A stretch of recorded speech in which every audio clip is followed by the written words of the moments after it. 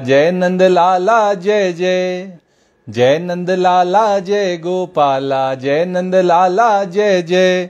श्री राधे गोविंदा मन भजले हरि का प्यारा नाम है। श्री राधे गोविंदा मन भजले हरि का प्यारा नाम है। गोपाला हरि का प्यारा नाम है, नंद लाला हरि का प्यारा नाम है। श्री राधे गोविंदा मन भजले हरि का प्यारा नाम है। श्री राधे गोविंदा मन भजले हरि का प्यारा नाम है।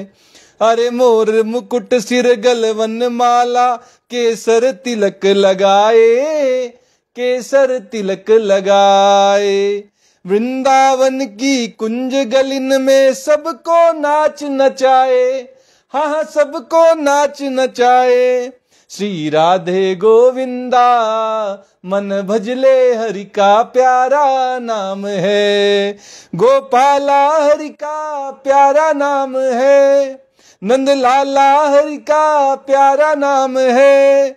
श्री राधे गोविंदा मन भजले हरि का प्यारा नाम है।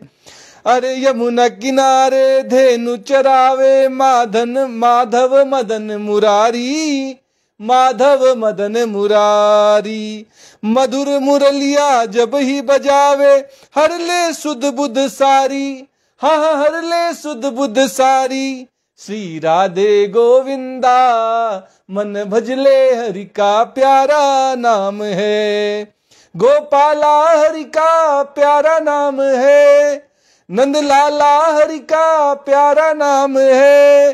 श्री राधे गोविंदा मन भजले हरि का प्यारा नाम है। अरे गिरिधर नागर कहती मीरा, सूर को श्यामल भाया, सूर को श्यामल भाया। तुकाराम और नामदेव ने विठल विठल गाया, हाँ विठल विठल गाया। श्री राधे गोविंदा मन भजले हरि का प्यारा नाम है।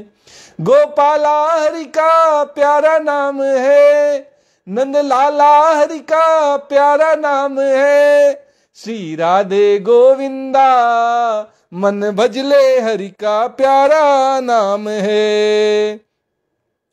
राधा शक्ति बिना न कोई श्यामल दर्शन पाए, श्यामल दर्शन पाए। आराधन कर राधे राधे, कान्हा भागे आए, हाँ कान्हा भागे आए। श्री राधे गोविंदा मन भजले हरि का प्यारा नाम है। गोपाला हरि का प्यारा नाम है, नंद लाला हरि का प्यारा नाम है। श्री राधे गोविंदा मन भजले हरि का प्यारा नाम है। श्री राधे गोविंदा मन भजले हरि का प्यारा नाम है।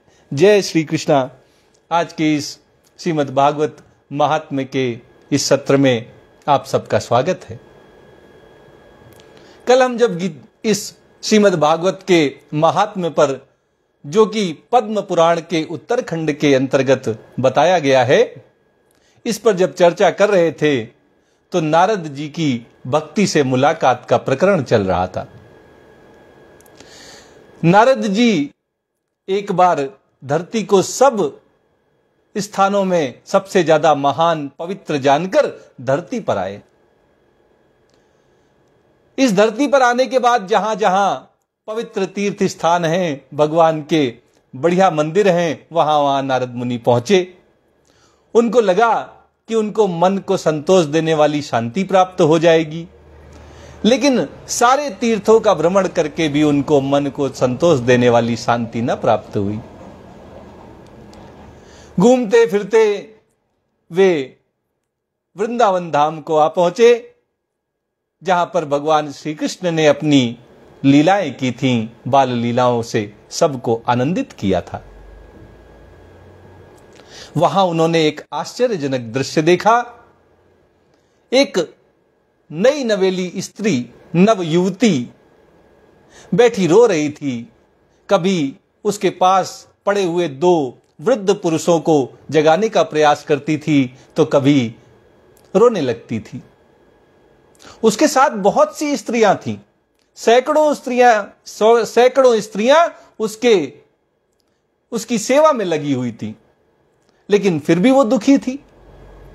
ये सब देखकर नारद मुनि उस नव युवती के पास पहुंच गए और पास पहुंचकर जब नवयुवती ने उनको पहचान लिया कि अरे ये तो नारद मुनि है, तो उनकी महिमा का गुणगान करते हुए भक्ति माता ने उनको सादर प्रणाम किया, आदर सत्कार दिया, उनके लिए अच्छे अच्छे शब्द कहे, उनकी महिमा गाई। तब नारद मुनि ने जब जाना कि ये तो मुझे जानती हैं, पहचानती हैं, तो उन्होंने उनसे कुछ प्रश्न किए। कहा कि आप कौन हैं और आपके साथ ये दोनों पुरुष कौन हैं, और आपके साथ ये जो स्त्रियां हैं ये कौन हैं, जो कमल के समान नैनों वाली हैं, खूबसूरत हैं, ये सब देवियां कौन हैं। और नारद जी ने पूछा कि हे देवी, आप बताएं कि आपके दुख का कारण क्या है। नारद जी जब भक्ति से ये सारे प्रश्न पूछते हैं तो जो नव युवती है वो अपना परिचय देती है, कहती है कि मैं भक्ति हूं, भक्ति के नाम से सब लोग संसार में मुझे जानते हैं, और ये दोनों जो वृद्ध पुरुष मेरे पास पड़े हुए हैं ये मेरे ही बेटे हैं, इनका नाम है ज्ञान और वैराग्य। इनको मैं जगाने का, चेतना में लाने का प्रयास करती हूं, लेकिन ये उठ नहीं रहे हैं, मरणासन्न स्थिति में पड़े। और ये जो मेरे साथ सैकड़ों स्त्रियां हैं ये पवित्र नदियां हैं, गंगा आदि नदियां मेरी सेवा में उपस्थित हुई हैं, फिर भी मैं सुखमय जीवन नहीं जी पा रही हूं और मैं बड़ी दुखी हूं। और जैसा कि नारद जी ने भक्ति से कहा था अपने दुख का कारण बताइए, तो भक्ति मैया ने कहा कि देखो मैं तो वृंदावन में आकर जवान हो गई, यद्यपि पहले मैं बूढ़ी थी। अपनी कहानी बताते हुए भक्ति मैया ने कहा कि मैं उत्पन्न तो द्रविड़ देश में हुई थी, साउथ इंडिया में मेरा जन्म हुआ था, कर्नाटक में मैं पली बढ़ी, महाराष्ट्र में मुझे मान सम्मान प्राप्त हुआ, लेकिन जब मैं गुजरात पहुंची तो वहां मेरे साथ बड़ा गलत हुआ।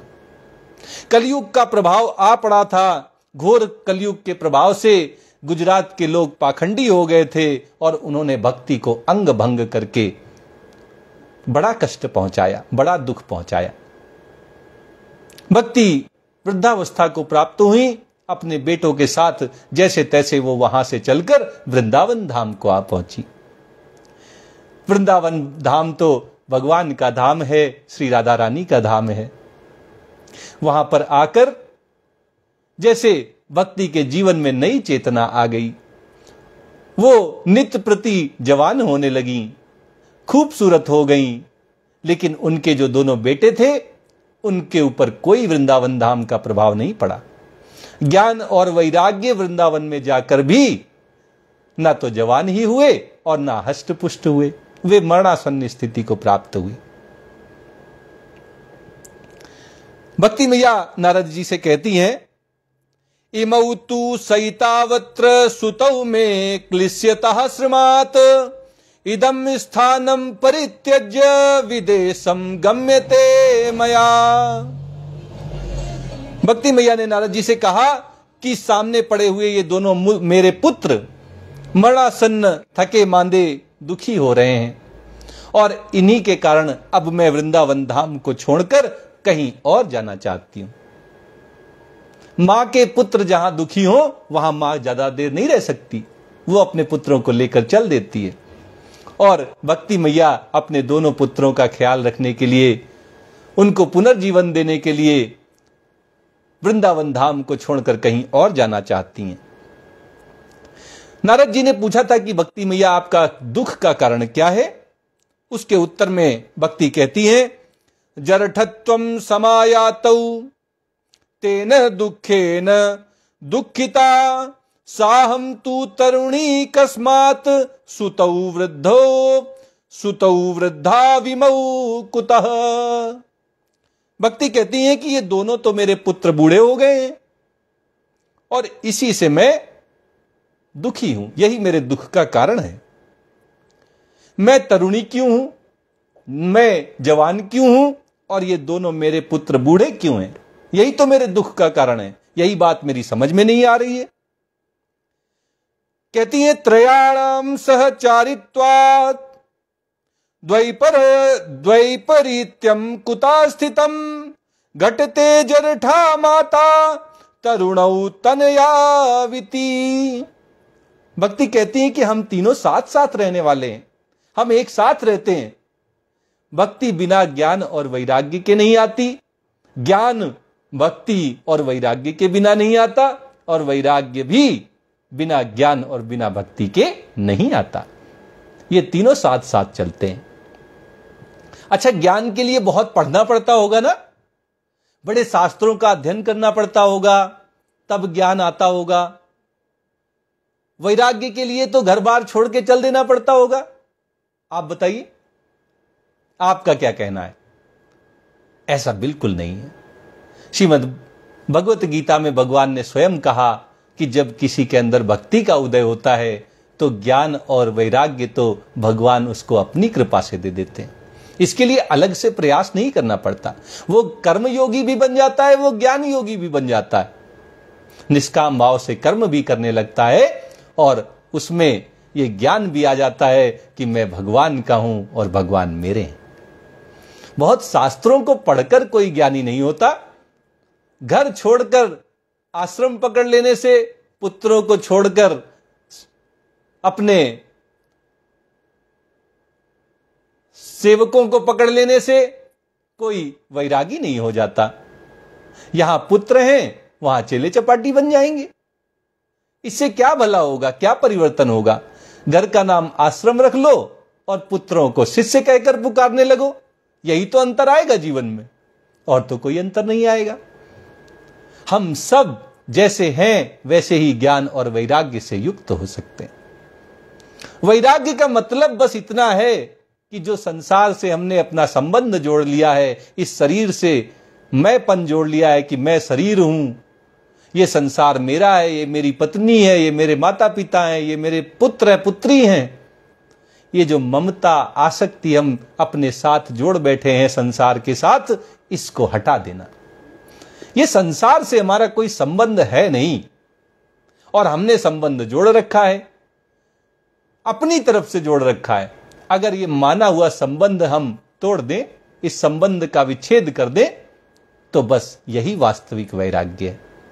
और ज्ञान, जिनसे हमारा नित्य संबंध है, वो परमपिता भगवान श्री कृष्ण हमारे हैं और हम उनके अंश हैं, हम उनके हैं। मैं भगवान का हूं, भगवान मेरे हैं, यही ज्ञान है। इसी को जितना ज्यादा हम संशय रहित होकर अपने जीवन में अनुभव करने लगते हैं, बस समझिए उतना ही ज्ञान हमारे जीवन में है। यही ज्ञान और वैराग्य की वास्तविकता है। भक्ति के आते ही ज्ञान और वैराग्य आ जाते हैं। ज्ञान के आते ही कि मैं भगवान का हूं, भगवान मेरे हैं, संसार से अपने आप संबंध विच्छेद हो जाता है, भगवान से नित्य संबंध जुड़ता जाता है, भक्ति और वैराग्य भी आ जाते हैं। और जैसे ही संसार से संबंध छूटा नहीं, कि जैसा नित्य संबंध था उसकी पुनः स्मृति हो गई, और इसलिए वैराग्य के आते ही स्वयं ज्ञान आ जाता है और भक्ति भी, भगवान के श्री चरणों में जो भक्ति है वो भी उदित हो जाती है। ये तीनों साथ साथ चलते हैं। ये श्रीमद् भागवत महापुराण का ये महात्म्य हम सबको स्पष्ट रूप से बताता है।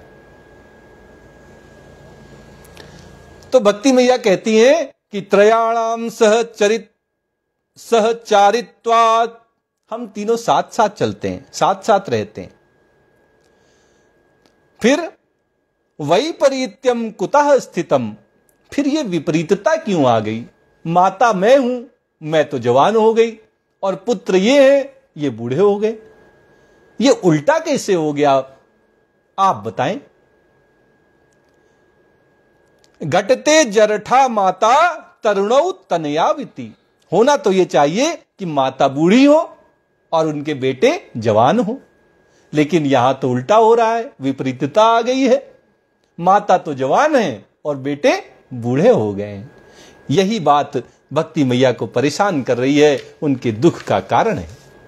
कहती हैं, अतः सोचामि चात्मानं विस्मयाविष्ट मानसा वद योग निधे धीमन कारणम चात्र किम भवेत।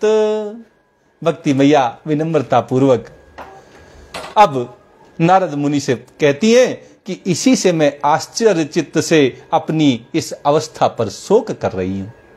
यही मेरे शोक का कारण है, यही मेरे दुख का कारण है। यही जो आश्चर्य है कि मैं बूढ़ी होनी चाहिए थी, मैं बूढ़ी, और मेरे बेटे होने चाहिए थे जवान, और हो गया इसका उल्टा। मैं हो गई जवान और मेरे जो बेटे हैं ये दोनों ज्ञान और वैराग्य बूढ़े मरणासन्न अवस्था में पड़े हुए। यही मेरे शोक का कारण है।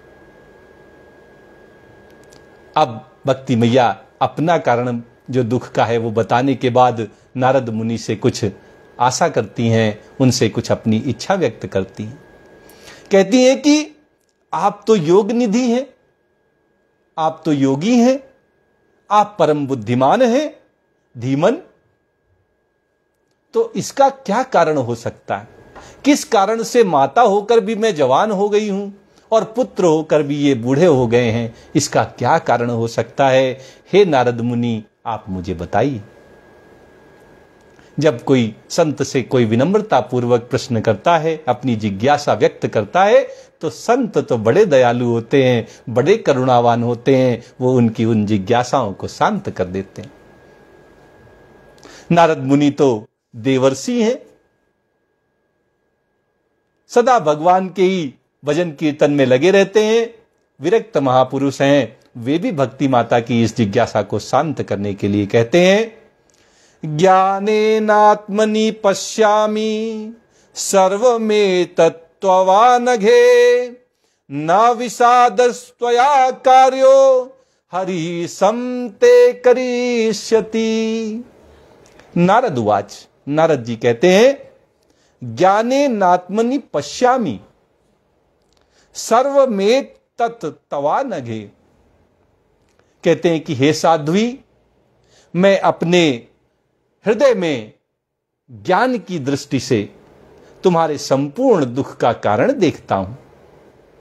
मैं देखकर बताता हूं अपने ज्ञान की दृष्टि से कि तुम्हारे दुख का क्या कारण है। ना विषादस्त्वया कार्यो, तुम्हें विषाद नहीं करना चाहिए, शोक नहीं करना चाहिए, दुखी नहीं होना चाहिए। कार्यो हरि ही समते करिष्यति, श्री हरि भगवान श्री कृष्ण, भगवान विष्णु तुम्हारा कल्याण करेंगे, तुम्हें शोक नहीं करना है।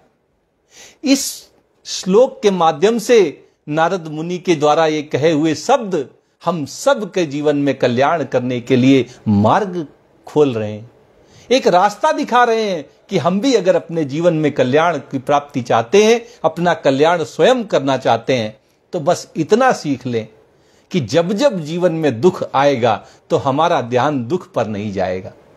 हम ये इंश्योर करेंगे, हम इतना तो जरूर करेंगे कि जब भी हमारे जीवन में दुख आए, कष्ट आए, शोक आए, तो हम उनकी तरफ ध्यान नहीं देंगे। हम ध्यान देंगे अपने परमात्मा भगवान श्री कृष्ण की तरफ। हम उनको याद करेंगे उस क्षण में, दुख की तरफ ध्यान नहीं देंगे। ध्यान किसकी तरफ देंगे? अपने परम पिता परमेश्वर भगवान श्री कृष्ण की तरफ ध्यान देंगे कि वो आएंगे, वो मुझे इस परिस्थिति से, इस स्थिति से, इस दुख से, इस कष्ट से, इस शोक से बाहर निकालने के लिए, मेरा कल्याण करने के लिए कोई ना कोई मार्ग जरूर दिखाएंगे।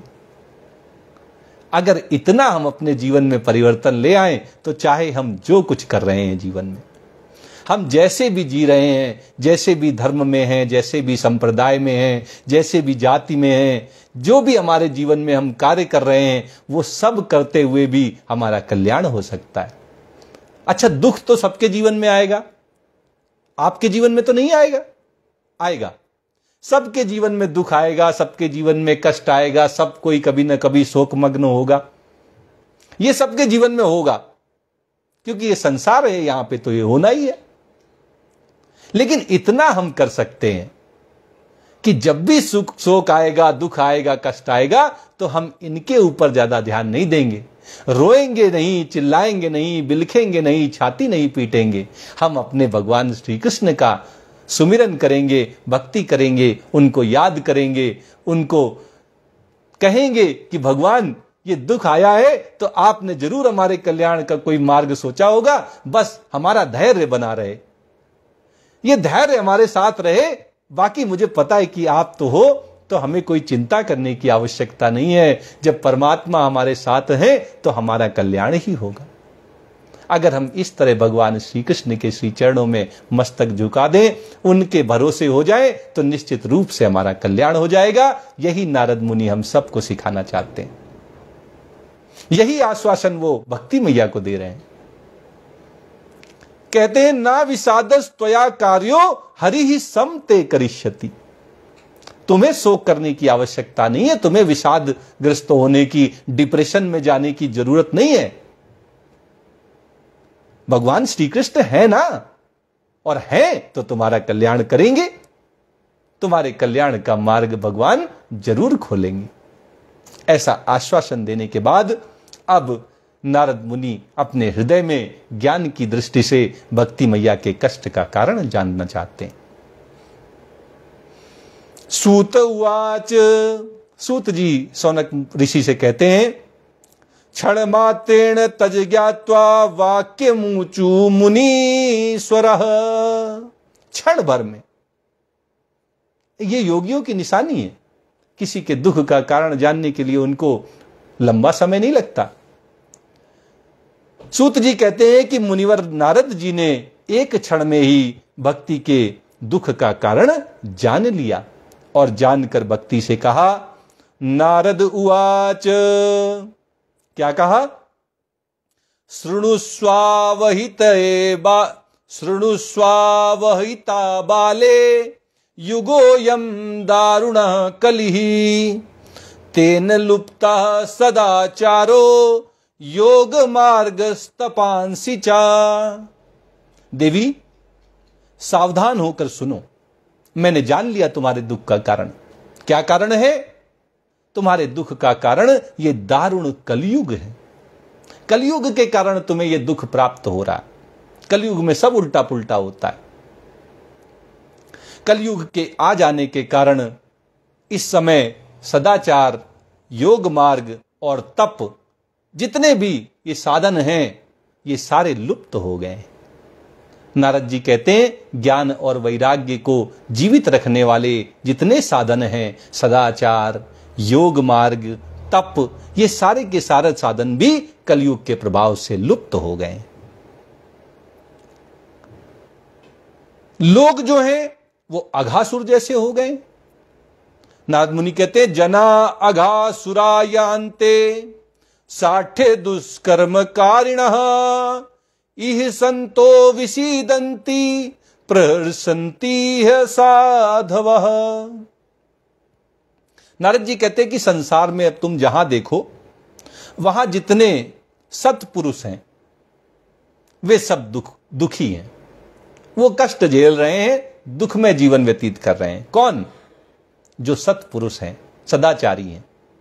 और जितने दुष्ट हैं वो सुखी हो रहे हैं, हर्षोल्लास से जी रहे हैं। इसमें सदाचार वालों की गलती नहीं है, इसमें उन दुष्टों की गलती नहीं है, इसमें तो कलयुग का प्रभाव है। कलयुग के प्रभाव के कारण जो सदाचारी हैं, सद्गुण संपन्न हैं, वे दुखी हो रहे हैं, उल्टा हो रहा है। और जो दुष्ट हैं वे सारे सुखमय जीवन व्यतीत कर रहे हैं। और ज्यादातर लोग तो क्या कर रहे हैं? शठता, मूर्खता और दुष्कर्म में लगकर अघासुर हो गए हैं। अघाते नहीं हैं, उनका कभी पेट नहीं भर रहा है, विषय भोग उनको तृप्त नहीं कर पा रहे हैं, अतृप्त आत्मा होकर सब घूम रहे हैं, अघासुर बन के घूम रहे हैं। ना उनकी मूर्खता की कोई सीमा है और ना उनकी दुष्कर्म में लगने की कोई सीमा है। विषय भोगों को भोग कर कोई कभी तृप्त नहीं हुआ है, और इस कलयुग में सारे लोग इसीलिए दुखी हैं, अतृप्त हैं, क्योंकि वे विषय भोगों से तृप्ति करना चाहते हैं, और वो तृप्ति विषय भोगों में मिलेगी नहीं कभी। इच्छा पूर्ति करके कभी किसी की इच्छाएं नहीं पूरी होती।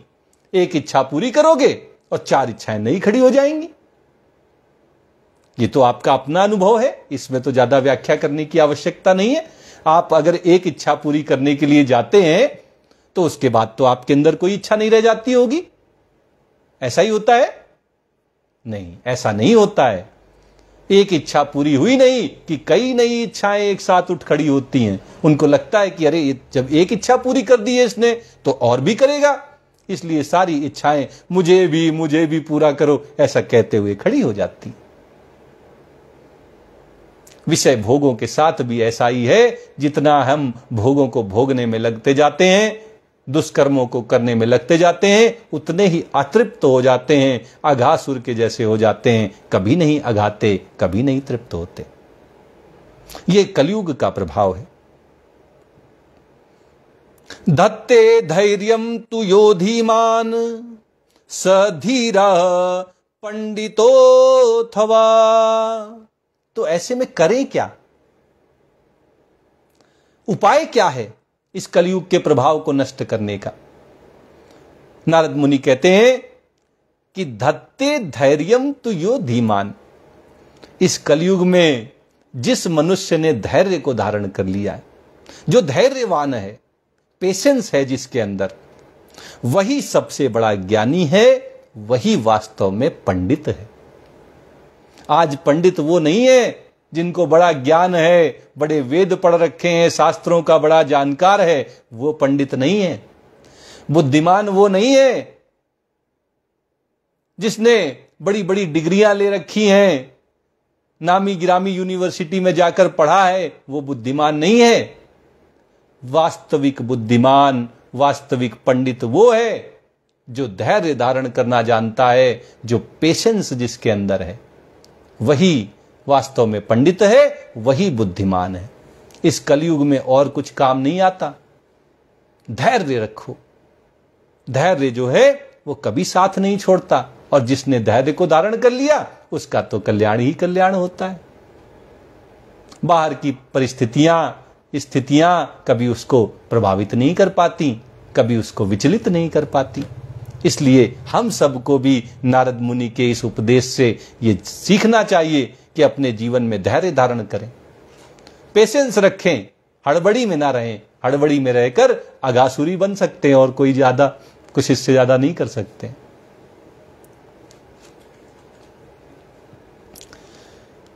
और पृथ्वी की हालत बताते हुए नारद मुनि कहते हैं, अस्पृश्या नवलोक्येयम शेष भार करी धरा, वर्षे वर्षे क्रमा जाता मंगलम नापि दृश्यते। नारद मुनि कहती हैं कि जो पृथ्वी है वो क्रमशः प्रतिवर्ष शेष नाग जी के लिए भार स्वरूप होती जा रही है। पाप इतना बढ़ता जा रहा है कि शेष नाग जी जिन्होंने धरती को धारण कर रखा है, वो बड़ा भार महसूस कर रहे हैं इन पापों को देखकर कि कैसी धरती हो गई है। कोई पुण्य नहीं करता, पाप में सबको बड़ा मजा आ रहा है। सब पाखंडी बने घूम रहे हैं, सब दंभी बने घूम रहे हैं, सब आलसी बने घूम रहे हैं, सब दुष्कर्मी बने घूम रहे हैं। शेषनाग जी दुखी होकर अपने सर पे पृथ्वी को एक भार के समान समझने लगे। अस्पृश्या नवलोक्येयम। नारद जी कहते हैं कि अब ये छूने योग्य तो क्या कहें, देखने योग्य भी नहीं रह गई है। जिस पृथ्वी को महान समझ के नारद मुनि आए थे कि सभी लोकों में सबसे पवित्र करने वाली है, महान है, उसकी हालत देखकर बड़े दुखी हैं नारद मुनि। कहते हैं कि शेषनाग जी के लिए धरती अब भार बन गई है, और सब जगह सठता और दुष्कर्म बढ़ जाने के कारण अब धरती जो है वह ना तो छूने योग्य रह गई है, और छूने की तो बात छोड़ो, देखने योग्य भी नहीं रह गई है। और नारद जी कहते हैं कि इसमें कहीं अब मंगल नहीं दिखाई देता। अब कोई पवित्रता, कोई सदाचार, ये सब दिखाई नहीं देता।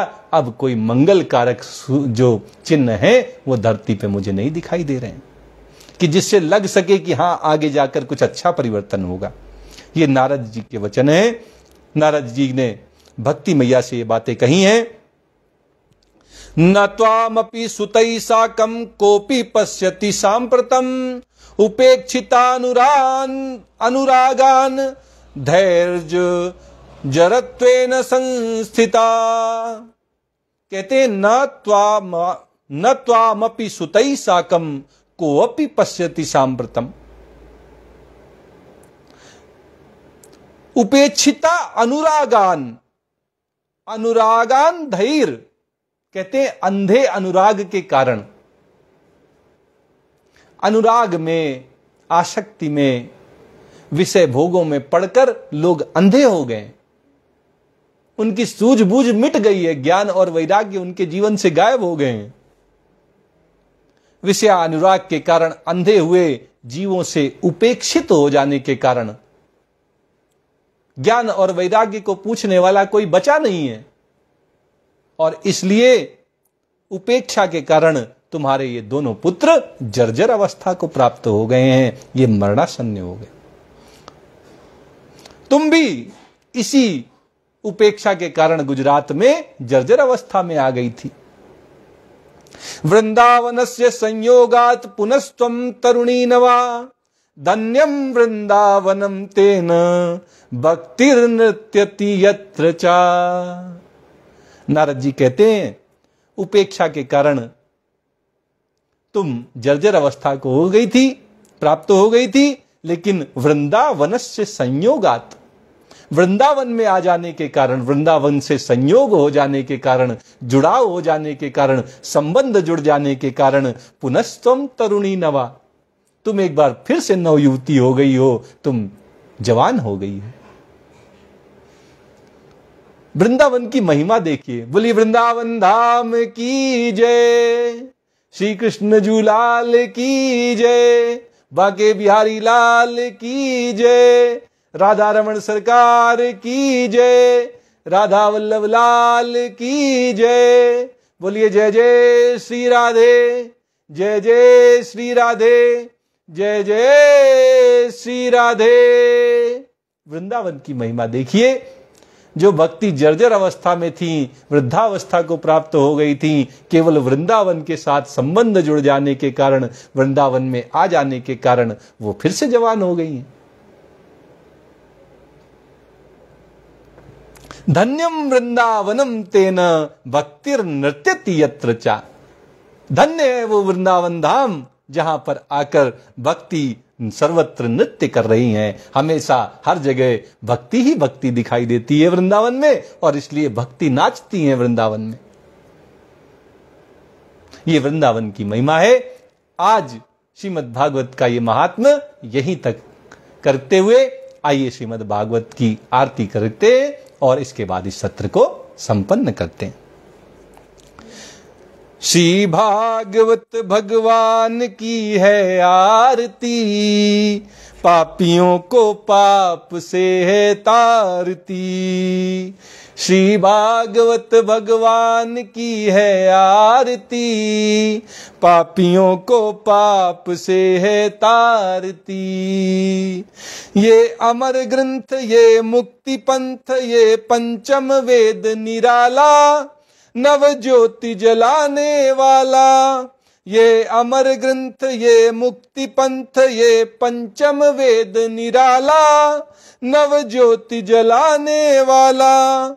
हरि नाम यही, हरि धाम यही, हरि नाम यही, हरि धाम यही, यही जग मंगल की आरती। पापियों को पाप से है तारती। श्री भागवत भगवान की है आरती, पापियों को पाप से है तारती। ये शांति गीत पावन पुनीत पापों को मिटाने वाला, हरि दरस दिखाने वाला। ये शांति गीत पावन पुनीत पापों को मिटाने वाला, हरि दरस दिखाने वाला। ये सुख करनी ये दुख हरिणी, ये सुख करनी ये दुख हरिणी, श्री मधुसूदन की आरती।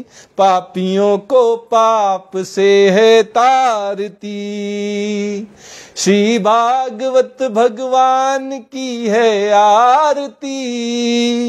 पापियों को पाप से है तारती।